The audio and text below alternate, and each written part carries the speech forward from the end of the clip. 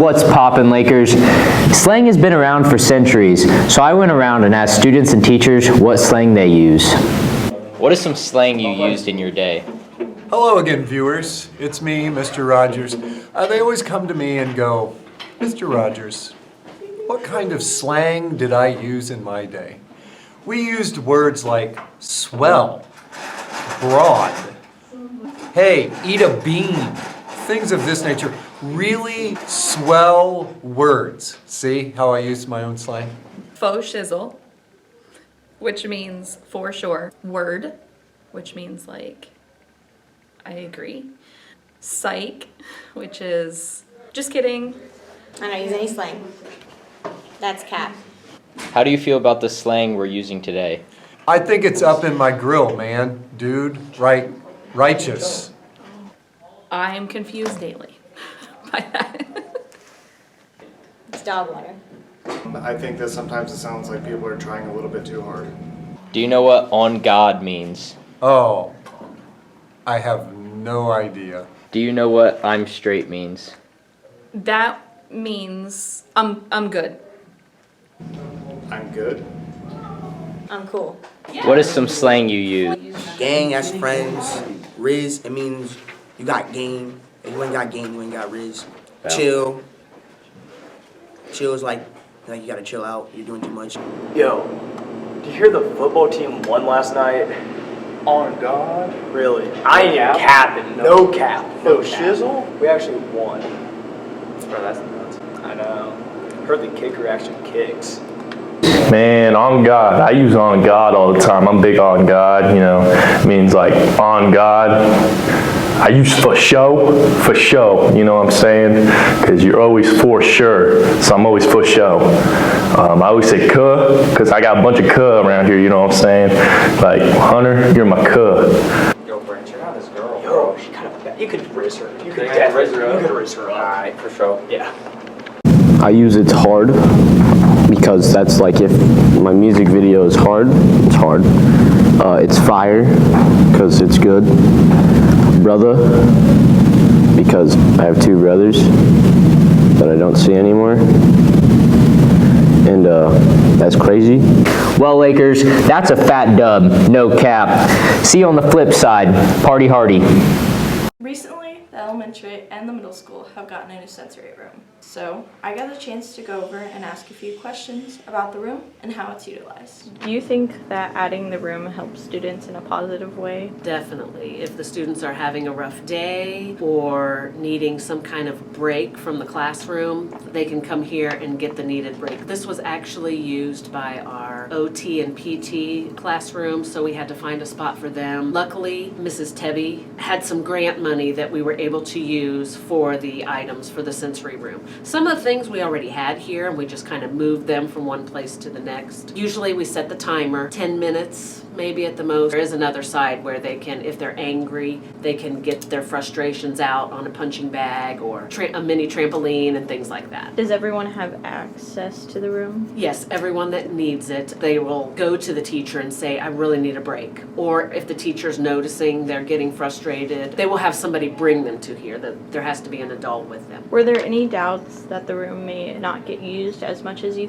wanted it to? Well, I didn't really think that. I guess we saw the need for the room because there was a growing number of kids that needed breaks, and we did need a place for them to go. So I think it's getting used like I thought. And I have a couple students that have loved using the sensory room, both sides really. At the beginning of the year, I had a student who really liked using the punching bag. And we set up a timer. There's like a visual timer. Usually I use it for maybe 3 minutes. And they really like it because they can get their frustrations out, not injure themselves or others. Basketball right there, and using the little mini trampoline. I think it helps them get their frustrations out. Sometimes they can't really verbalize why they're frustrated. It helps them to calm down so that they're not in the red zone anymore, and it helps them get more into the yellow where they're ready to talk. I feel like it's really benefited a variety of students in our building to have a safe place to sensitize themselves, recollect themselves for the day in a positive, safe space. So we made some physical changes to the room. The first one was to paint the entire room really dark, including the ceiling tiles and all the switches and all those things, in order to create kind of that calming atmosphere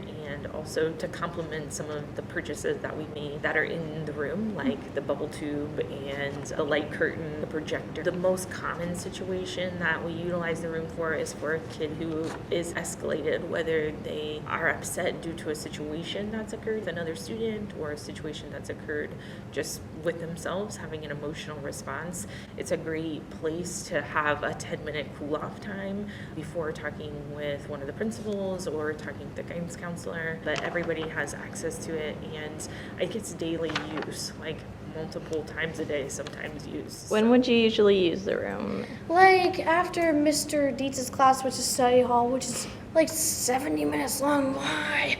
But for me, it's not. It's like about 50 to 45 minutes. What is your favorite part of the sensory room? I think it's gonna be the Legos, the sticker books. Yes, mostly the Legos. What's your favorite thing to build with Legos?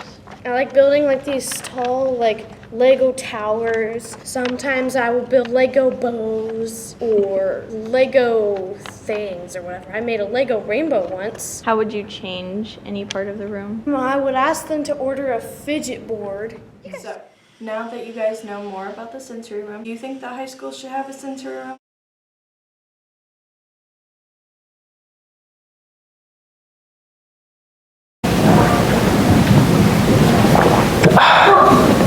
Yeah, that's good.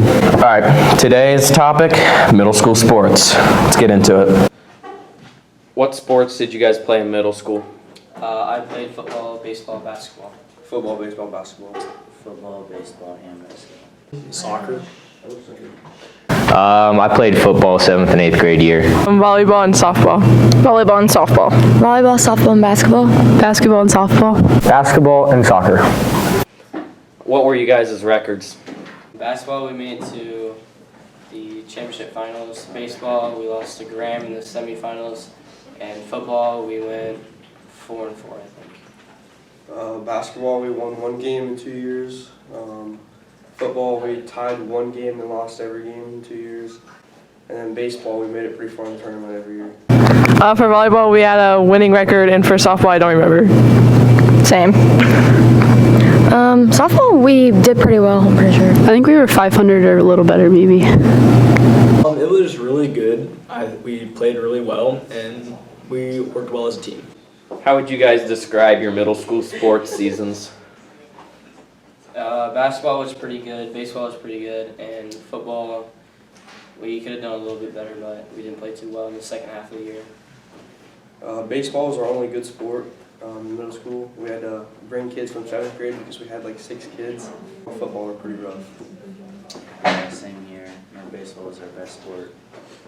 They were fun. They were really laid back and more just learning how to play. Everyone just got excited about the littlest things and was just enjoying. Yeah, I think it was fun because it was our first time playing at a higher level. It was pretty fun to hang out with all the friends and stuff and get to work as a team, even though we didn't work well together. But all in all, it was fun. It went well. How would you compare middle school sports to high school sports? Got some deja vu this year.